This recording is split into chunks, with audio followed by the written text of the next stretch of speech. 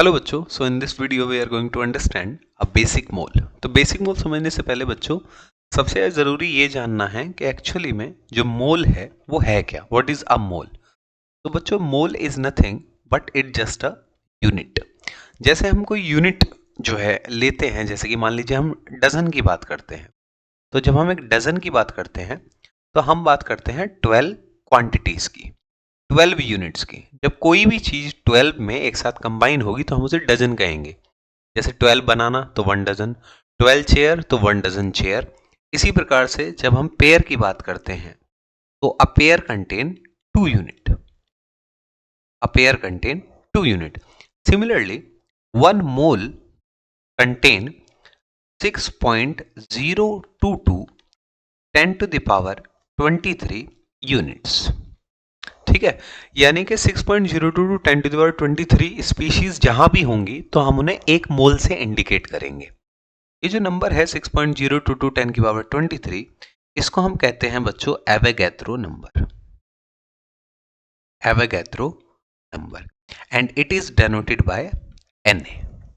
ठीक है, तो इसी प्रकार से हम कह सकते हैं कि अगर हम कहें एक मोल मोलिक्यूल, तो उसका मतलब क्या होगा बच्चों, उसका मतलब होगा Na मोलिक्यूल, यानी कि 6.022 10 to the power 23 मोलिक्यूल। इसी प्रकार से जब हम कहेंगे 1 मोल एटम, तो उसका मतलब होगा बच्चों Na एटम। सिमिलरली अगर हम कहते हैं 1 मोल इलेक्ट्रॉन, तो उसका मतलब क्या होगा, that it contains Na electron, यानी कि इट कंटेन्स 6.022 10 की पावर 23 इलेक्ट्रॉन। तो इसी प्रकार से यहां से क्वेश्चन अराइज होता है कि सर जैसे आप बता रहे हो कि एक मोल में अगर Na पार्टिकल हैं तो 2 मोल में कितने पार्टिकल होंगे। तो सिमिलरली जब एक मोल में Na पार्टिकल हैं तो 2 मोल में 2 Na पार्टिकल होंगे, 3 मोल में 3 Na पार्टिकल होंगे, 4 मोल में 4 Na पार्टिकल होंगे। तो यानी कि बच्चों जो मेरा सवाल है आपसे वो ये है कितने पार्टिकल होंगे, और आप जो उत्तर दे रहे हैं वो आप इस तरीके से दे रहे हैं कि सर जितने मोल होंगे उससे हम मल्टीप्लाई कर देंगे Na की तो उतने पार्टिकल आ जाएंगे। तो हमारा कंसर्न क्या है यहाँ पर कैलकुलेट करने का, हमारा कंसर्न है यहाँ पर नंबर ऑफ पार्टिकल कैलकुलेट करने। नंबर ऑफ पार्टिकल जब हम कैलकुलेट करते हैं तो उत्तर किस प्रकार से आ रहा है कि सर जितने मोल्स हैं हमारे पास उसकी मल्टीप्लाई हम Na से कर दे रहे हैं। तो यहां से हमारे पास एक फॉर्मूला आ जाता है कि number of particle is equal two moles into Na। इसी प्रकार से अगर कोई हमसे पूछेगा कि सर नंबर ऑफ मॉलिक्यूल बता दीजिए, तो इसका उत्तर क्या होगा, moles into Na, moles into Na। Sir अगर कोई हमसे पूछेगा नंबर ऑफ एटम बताइए, तो उसका उत्तर भी क्या होगा, उसका उत्तर भी क्या होगा, मोल्स इनटू Na। पर सर ये नंबर ऑफ मॉलिक्यूल और एटम जरूरी थोड़ी है हमेशा सेम रहे। तो आइए इस चीज को हम समझते हैं एक एग्जांपल के थ्रू। तो हम एक एग्जांपल लेते हैं, जैसे कि मान लीजिए मेरे पास कोई क्वेश्चन है, जो क्वेश्चन है वो कह रहा है calculate number of molecule in 48 gram of ozone. तो आइए पहले इसको समझते हैं। तो देखिए नंबर ऑफ मॉलिक्यूल अगर मैं निकालता हूं, नंबर ऑफ मॉलिक्यूल, इसके लिए मेरे पास फॉर्मूला है मोल्स इनटू Na। अब मोल्स कैसे कैलकुलेट करते हैं, तो आइए एक मोल्स का फॉर्मूला हम समझ सकते हैं। एग्जाम्पल के तौर पे मैं आपको समझाता हूं। जैसे मान लो बच्चों मैंने आपसे कहा कि 18 ग्राम पानी आप जो है ले लीजिए। तो 18 ग्राम पानी जब आप अपने हाथ में रखोगे या किसी गिलास में लोगे या किसी भी आप कंटेनर में लेते हो, तो आप ये सोचो कि 18 ग्राम एक ऐसी चीज है जो आपको दिखाई देगी। 18 ग्राम इज समथिंग, अगर आप उसको अपने हाथ पे रखते हो तो फील होगा। एग्जाम्पल के तौर पे आप अभी एक काम कीजिए, कोई आप कोई भी आप गिलास ले लीजिए और उसमें लगभग 18 ग्राम पानी भर के आप देखिए। तो 18 ग्राम पानी ऐसा होगा जो आपको दिखाई देगा, है ना, जिसे आप पी भी सकते हो। तो 18 ग्राम का मतलब बच्चों ये तो बिल्कुल होने से रहा कि वो एक मॉलिक्यूल है। 18 ग्राम पानी का मतलब एक मॉलिक्यूल तो बिल्कुल नहीं है, वरना एक मॉलिक्यूल तो आपको दिखाई भी नहीं देता। तो फिर क्या है सर 18 ग्राम पानी का मतलब, उसका मतलब है 1 मोल मॉलिक्यूल। सर 1 मोल मॉलिक्यूल का मतलब क्या है, 1 मोल मॉलिक्यूल का मतलब क्या है बच्चों, Na मॉलिक्यूल। यानी कि 18 ग्राम में कितने मॉलिक्यूल हैं बच्चों, Na मॉलिक्यूल हैं। एक मोल का वजन है 18 ग्राम, अच्छा, तो इसका मतलब सर ये है कि 1 मोल पानी में 18 ग्राम जो है पानी होता है। तो सर 2 मोल में तो फिर 36 ग्राम हो जाएगा, और सर 4 मोल में तो इसी प्रकार से फिर 72 ग्राम हो जाएगा। तो यानी कि अगर हमें नंबर ऑफ मोल निकालना है तो यहां से मुझे पता चल गया कि सर 18 ग्राम में 1 मोल है, 36 ग्राम में 2 हो गए, 72 ग्राम में 4 मोल हो गए। तो यानी कि अगर मुझे नंबर ऑफ मोल निकालना है, अगर मुझे नंबर ऑफ मोल कैलकुलेट करना है, नंबर ऑफ मोल मुझे कैलकुलेट करना है, और अगर मुझे कैलकुलेट करना है 36 ग्राम में, तो मैं 18 से डिवाइड कर दूं, 2 आ जाएगा। अगर मुझे कैलकुलेट करना है 72 ग्राम में, तो मैं 18 से डिवाइड कर दूं, तो क्या आ जाएगा, 4 आ जाएगा। तो क्या मेरे पास नंबर ऑफ मोल्स का फॉर्मूला आ गया?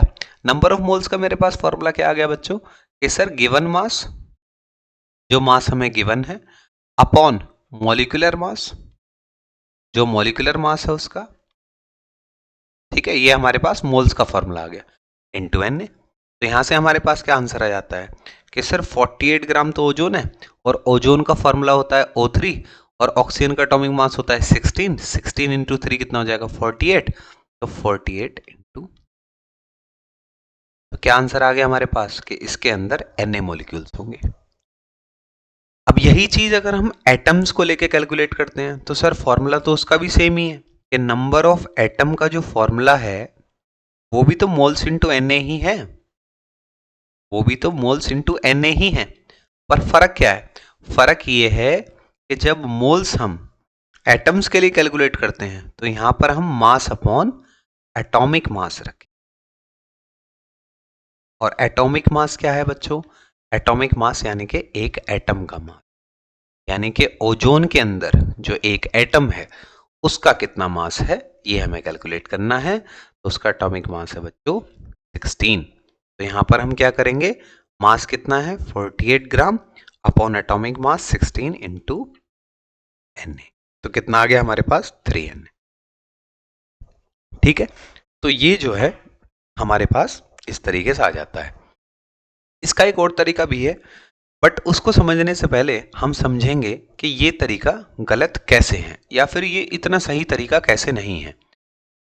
आइए यहां पर हम क्या करते हैं, ओजोन के अलावा हम एक दूसरा एग्जांपल लेके चलते हैं, जैसे कि CO2। तो आइए सेम हमें यहां पर कैलकुलेट करना है बच्चों नंबर ऑफ मॉलिक्यूल। तो नंबर ऑफ मॉलिक्यूल का फॉर्मूला अगेन क्या हो जाएगा, मोल्स इंटू Na।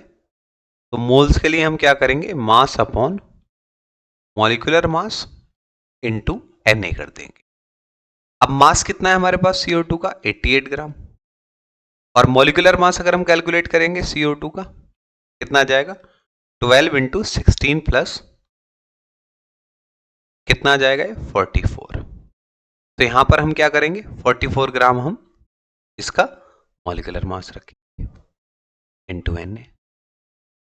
तो हमारे पास क्या आ जाएगा बच्चों, 2Na। 2Na इसमें मॉलिक्यूल है। लेकिन अगर हम यही काम मान लो नंबर ऑफ एटम के लिए करते हैं, तो नंबर ऑफ एटम का बच्चों फॉर्मूला क्या है हमारे पास, नंबर ऑफ एटम का हमारे पास फॉर्मूला है mass upon atomic mass into Na। अब एटॉमिक मास कितना है, अब किसका लें एटॉमिक मास, कार्बन का लें या ऑक्सीजन का लें, कुछ पता ही नहीं है।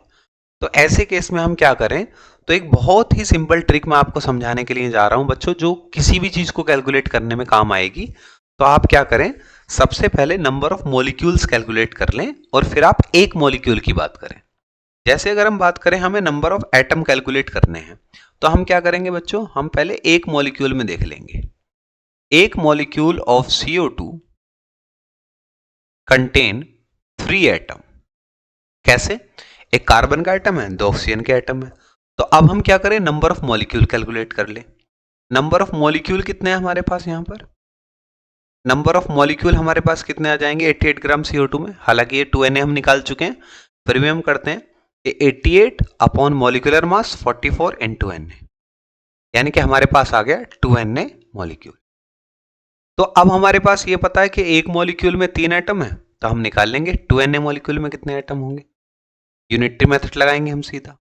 तो एक molecule of CO2 contain 3 atom, तो 2Na molecule of CO2 contain 6Na atom. तो ये इसका उत्तर आ जाएगा।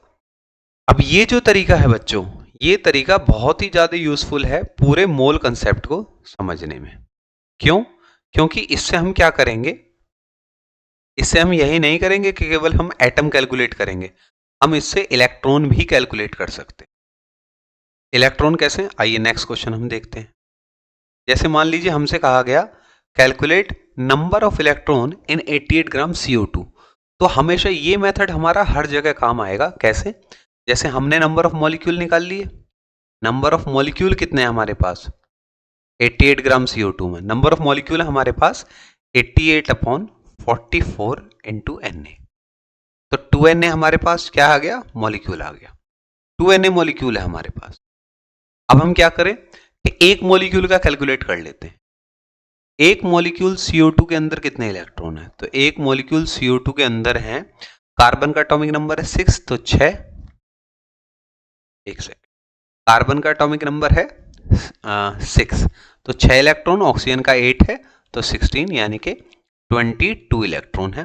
तो एक मॉलिक्यूल में अगर अब 22 इलेक्ट्रॉन है तो हमारे पास कितने मॉलिक्यूल हैं? 2Na। तो 2Na मॉलिक्यूल ऑफ CO2 में कितने इलेक्ट्रॉन होंगे? तो 2Na मॉलिक्यूल में कितने होंगे? 22 इंटू 2Na। तो क्या आंसर आ जाएगा? 44Na जो है इलेक्ट्रॉन हमारे पास उत्तर है। ठीक है, तो इस तरीके से बच्चों हम कैलकुलेट कर सकते हैं नंबर ऑफ मोल्स। तो आज के जो लेक्चर है हमारा, इसमें हमने क्या सीखा? इसमें हमने बच्चों दो फॉर्मूले जो है हमने सीखे हैं। दो फॉर्मूले हमने सीखे हैं, कौन कौन से बच्चों? नंबर ऑफ पार्टिकल का फॉर्मूला हमने सीखा है, नंबर ऑफ पार्टिकल यानी कि नंबर ऑफ स्पीशीज का फॉर्मूला है मोल्स इनटू Na। ठीक है, और एक हमने बच्चों मोल्स का फॉर्मूला सीखा है,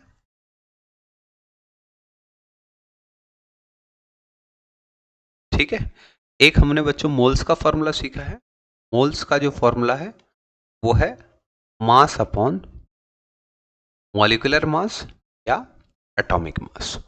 और इसके अलावा जो हमने सबसे अच्छी चीज आज सीखी है बच्चों, वो है यूनिटरी मेथड। यानी कि हम क्या करेंगे, हम हमेशा एक मॉलिक्यूल की बात करेंगे, एक मॉलिक्यूल को हम लोग आइडेंटिफाई करेंगे कि उसके अंदर क्या है। जो भी हमसे पूछा गया, इलेक्ट्रॉन है तो इलेक्ट्रॉन कैलकुलेट करेंगे, एटम है तो एटम कैलकुलेट करेंगे। उसके बाद हम क्या करेंगे, फाइंड करेंगे number of molecule, find number of molecule. और उसके बाद हम क्या करेंगे, हम लगाएंगे बच्चों यूनिटरी मेथड। ठीक है, तो चलिए बच्चों, this is all about today's class. I hope the concept is very much clear to you. Thank you and have a nice day.